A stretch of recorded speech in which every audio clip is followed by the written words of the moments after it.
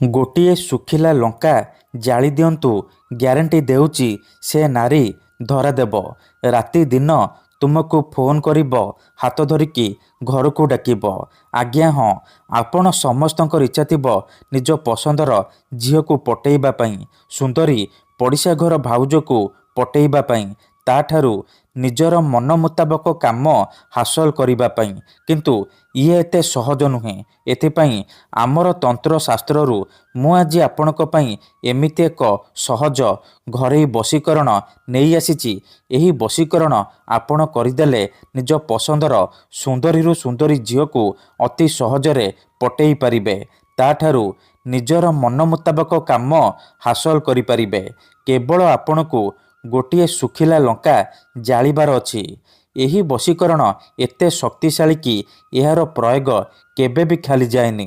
ଯେଉଁ ଝିଅ ବା ବିବାହିତା ନାରୀ ଉପରେ ଆପଣ ଏହି ବଶୀକରଣକୁ ପ୍ରୟୋଗ କରିଦେବେ, ସିଏ ସେହି ସମୟଠାରୁ ଆପଣଙ୍କ ଆଡ଼କୁ ଆକର୍ଷିତ ହେବାକୁ ଲାଗିବ। ପାଗଳି ପରି ଆପଣଙ୍କୁ ଭଲ ପାଇବାକୁ ଲାଗିବ। ଯେଉଁ ଝିଅ ଆପଣଙ୍କୁ ଭାව ଦେଉନଥିଲା, ସେ ଝିଅ ନିଜେ ଆସି ଆପଣଙ୍କ ସହିତ କଥା ହେବ, ଆପଣଙ୍କୁ ଭଲ ପାଉଛି ବୋଲି କହିବ।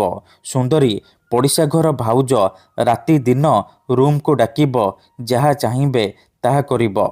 ନମସ୍କାର ଫ୍ରେଣ୍ଡସ୍, ଓଡ଼ିଆ ଫଣ୍ଡା ଚ୍ୟାନେଲକୁ ଆପଣମାନଙ୍କୁ ସ୍ୱାଗତ। ଆଜିର ଏହି ଭିଡ଼ିଓଟିରେ ମୁଁ ଆପଣଙ୍କୁ ଶିଖେଇବି ଗୋଟିଏ ଶୁଖିଲା ଲଙ୍କାରେ ଆପଣ କିପରି ଝିଅ ପଟେଇ ପାରିବେ। ଏଥିପାଇଁ ଆପଣଙ୍କୁ ବେଶୀ କିଛି କଷ୍ଟ କାମ କରିବାକୁ ପଡ଼ିବନି, କିମ୍ବା କୌଣସି ପ୍ରକାର ମନ୍ତ୍ରତନ୍ତ୍ର କରିବାକୁ ପଡ଼ିବନି, କିମ୍ବା କିଛି ବି ପଇସା ଖର୍ଚ୍ଚ କରିବାକୁ ପଡ଼ିବନି। କେବଳ ମୁଁ ଆପଣଙ୍କୁ ଗୋଟିଏ ବଶୀକରଣ ଶବ୍ଦ କହିବି, ସେହି ଶବ୍ଦକୁ ଆପଣ 7 ଥର ପଢ଼ିକି ଗୋଟିଏ ଶୁଖିଲା ଲଙ୍କା ଜାଳିଦେବେ। ଏହି ଶବ୍ଦ ହେଉଛି ମୁସଲିମ ବଶୀକରଣ ଶବ୍ଦ। ଏହି ଶବ୍ଦକୁ ପଢ଼ିକି ଶୁଖିଲା ଲଙ୍କା ଜାଳିଦେବେ। ଗ୍ୟାରେଣ୍ଟି ଦେଉଛି, ଯେମିତି ଆପଣ ଏପଟେ ଶୁଖିଲା ଲଙ୍କା ଜାଳିବେ, ସେପଟେ ସେ ଝିଅ ବା ନାରୀ ଉପରେ ପ୍ରଭାବ ପଡ଼ିବା ଆରମ୍ଭ ହୋଇଯିବ। ଯେପର୍ଯ୍ୟନ୍ତ ଆପଣଙ୍କ ପାଖକୁ ଆସିନି, ଆପଣଙ୍କ ସହିତ ସମ୍ପର୍କ ରଖିନି, ସେ ଖାଲି ଛଟପଟ ହେବ। ହଁ ଫ୍ରେଣ୍ଡସ୍, ଏହି ବଶୀକରଣ ସାହାଯ୍ୟରେ ଆପଣ ବର୍ଷ ବର୍ଷ ଧରି ଭାଙ୍ଗି ଯାଇଥିବା ପୁରୁଣା ପ୍ରେମକୁ ମଧ୍ୟ ଫେରାଇ ଆଣିପାରିବେ। ଶାଶୁ, ନଣନ୍ଦ, ଦିଅର, ଭାଉଜ କାହାକୁ ବି ନିଜ ବଶରେ କରି ତାଠାରୁ ନିଜର ମନ ମୁତାବକ କାମ ହାସଲ କରିପାରିବେ। ତେଣୁ ମୋର ଆପଣମାନଙ୍କୁ ଅନୁରୋଧ କି ମନରେ କୌଣସି ଖରାପ ଉଦ୍ଦେଶ୍ୟ କିମ୍ବା କୌଣସି ଖରାପ କାମ ପାଇଁ ଆପଣ ଶୁଖିଲା ଲଙ୍କାର ଏହି ବଶୀକରଣକୁ ପ୍ରୟୋଗ କରିବେନି।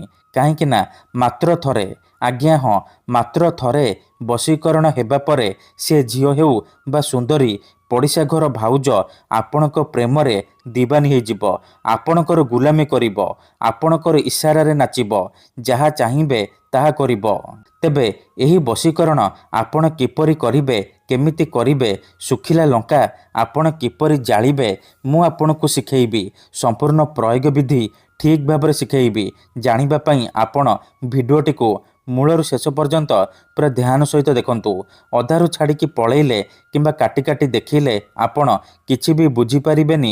ପରେ ଆପଣ କମେଣ୍ଟ କରିବେ, ଗୁରୁଜୀ ଆପଣଙ୍କର ବଶୀକରଣ କାମ କରୁନି। ତେଣୁ ଭିଡ଼ିଓଟିକୁ ମୂଳରୁ ଶେଷ ପର୍ଯ୍ୟନ୍ତ ପୁରା ଧ୍ୟାନ ସହିତ ଦେଖନ୍ତୁ, ପ୍ରୟୋଗ ବିଧିକୁ ଠିକ୍ ଭାବରେ ବୁଝନ୍ତୁ। ତାପରେ ଆପଣ ଏହି ବଶୀକରଣ କରିବା ପାଇଁ ଯିବେ। ତେବେ ଯାଇ ମୁଁ ଆପଣଙ୍କୁ ଗ୍ୟାରେଣ୍ଟି ଦେଉଛି, ଆପଣଙ୍କର ବଶୀକରଣ 100ରୁ 100% କାମ କରିବ। ଆପଣ ଯାହାକୁ ଚାହିଁବେ ତାକୁ ବଶରେ କରିପାରିବେ। ବିଧିଟି ଜାଣିବା ପୂର୍ବରୁ ଆଉ ଗୋଟିଏ କଥା ମନେ ରଖନ୍ତୁ। ଯେଉଁପରି ଆପଣ ଭଗବାନଙ୍କୁ ମାନୁଛନ୍ତି, ଭଗବାନଙ୍କ ଉପରେ ବିଶ୍ୱାସ ରଖିଛନ୍ତି, ନିଜର ସବୁ ଦୁଃଖ କଷ୍ଟ ଅସୁବିଧା ଭଗବାନଙ୍କୁ ଜଣାଉଛନ୍ତି, ଯଦି ସେ ଅସୁବିଧାର ସମାଧାନ ନ ହେଲା, ତାର ମାନେ ନୁହେଁ କି ଭଗବାନ ନାହାନ୍ତି।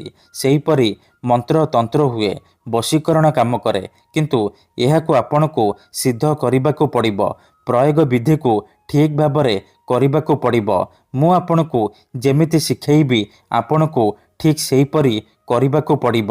ତେବେ ଯାଇ ମୁଁ ଆପଣଙ୍କୁ ଗ୍ୟାରେଣ୍ଟି ଦେଉଛି, ଆପଣ ଯେତେ ସୁନ୍ଦରୀ ଝିଅ ବା ସୁନ୍ଦରୀ ଭାଉଜକୁ ଚାହିଁବେ ଅତି ସହଜରେ ନିଜର କରିପାରିବେ। ତାଠାରୁ ନିଜର ମନ ମୁତାବକ କାମ ହାସଲ କରିପାରିବେ। ସିଏ କୌଣସି ପ୍ରକାର ବାଧା ଦେବ ନାହିଁ। ତେବେ ଏହି ବଶୀକରଣ ଆପଣ କେମିତି କରିବେ, ଚାଲନ୍ତୁ ଜାଣିବା। ବିଧିଟି ଜାଣିବା ପୂର୍ବରୁ ଯଦି ଆପଣ ଆମ ଚ୍ୟାନେଲକୁ ପ୍ରଥମ ଥର ଆସିଛନ୍ତି ତେବେ ଦୟାକରି ଚ୍ୟାନେଲକୁ ସବସ୍କ୍ରାଇବ୍ କରି ପାଖରେ ଥିବା ବେଲ୍ ଆଇକନ୍କୁ ମଧ୍ୟ ଦବାଇ ଦିଅନ୍ତୁ, ଯାହାଦ୍ୱାରା ଆମେ ଯେଉଁ ବି ଭିଡ଼ିଓ ଅପଲୋଡ଼ କରିବୁ ସର୍ବପ୍ରଥମେ ଆପଣ ଦେଖିପାରିବେ ଆଉ ତା'ର ଲାଭ ପାଇପାରିବେ। ତେବେ ଚାଲନ୍ତୁ ଜାଣିବା ଏହି ବଶୀକରଣ ଆପଣ କିପରି କରିବେ। ମନେ ରଖନ୍ତୁ, ଏହି ବଶୀକରଣ ବିଧିକୁ ଆପଣ ଶୁକ୍ରବାର ଦିନ କରିବେ, ସନ୍ଧ୍ୟାବେଳେ କରିବେ। ବିଧିଟି କରିବା ପୂର୍ବରୁ ଭଲ ଭାବରେ ହାତ ଗୋଡ଼ ଧୋଇକି ସଫା ବସ୍ତ୍ର ପିନ୍ଧିକି ଆପଣ ଏହି ବଶୀକରଣକୁ ଆରମ୍ଭ କରିବେ। ପ୍ରଥମେ ଆପଣ କ'ଣ କରିବେ, ଗୋଟିଏ ଶୁଖିଲା ଲଙ୍କା ଆଣିବେ ଆଉ ଜାଳିବା ପାଇଁ ଡିଆସିଲି ଆଣିବେ। ତାପରେ କୌଣସି ଏକ ଜାଗାରେ ଚୁପଚାପ ବସି ପଡ଼ିବେ। ଧ୍ୟାନ ରଖିବେ ଯେଉଁଠାରେ ଆପଣଙ୍କୁ କେହି ଦେଖିବେନି କିମ୍ବା ଡାକିବେନି। ତାପରେ ଯେଉଁ ଶୁଖିଲା ଲଙ୍କା ଆଣିଛନ୍ତି ସେ ଶୁଖିଲା ଲଙ୍କାରେ ସେଇ ଝିଅ ବା ସ୍ତ୍ରୀର ନାମ ଲେଖିବେ ଯାହାକୁ ଆପଣ ବଶରେ କରିବାକୁ ଚାହୁଁଛନ୍ତି। ତାପରେ ସେ ଶୁଖିଲା ଲଙ୍କାକୁ ନିଜ ସାମ୍ନାରେ ରଖିବେ ଆଉ ଆଖି ବନ୍ଦ କରିକି ସେଇ ଝିଅ ବା ନାରୀକୁ ମନେ ମନେ ଭାବିବେ। ତାର ମୁହଁକୁ ନିଜ ମନରେ ଭାବିବେ। ଭାବି ସାରିବା ପରେ ୟା କରିବୁ, ୟା କରିବୁ, ୟା କରିବୁ ଏହି ଶବ୍ଦକୁ ଆପଣ 7 ଥର ପଢ଼ିବେ। ଇଏ ହେଉଛି ମୁସଲିମ ବଶୀକରଣ ଶବ୍ଦ। ଏହି ଶବ୍ଦକୁ ଆପଣ 7 ଥର ପଢ଼ିବେ। 7 ଥର ୟା କରିବୁ ପଢ଼ି ସାରିବା ପରେ 3 ଥର ସେ ଝିଅ ବା ନାରୀର ନାମ କହିବେ ଯାହାକୁ ଆପଣ ବଶରେ କରିବାକୁ ଚାହୁଁଛନ୍ତି। ତାପରେ କ'ଣ କରିବେ, ସାଙ୍ଗେ ସାଙ୍ଗେ ସେ ଶୁଖିଲା ଲଙ୍କାକୁ ଜାଳିଦେବେ। ଯେମିତି ଏପଟେ ଶୁଖିଲା ଲଙ୍କା ଜଳିବ ସେପଟେ ପ୍ରଭାବ ପଡ଼ିବା ଆରମ୍ଭ ହୋଇଯିବ। ସେ ଝିଅ ହେଉ ବା ବିବାହିତା ନାରୀ ଆପଣଙ୍କ ଆଡ଼କୁ ଆକର୍ଷିତ ହେବାକୁ ଲାଗିବ। ଯାହା ଚାହିଁବେ ତାହା କରିବ। ଧନ୍ୟବାଦ।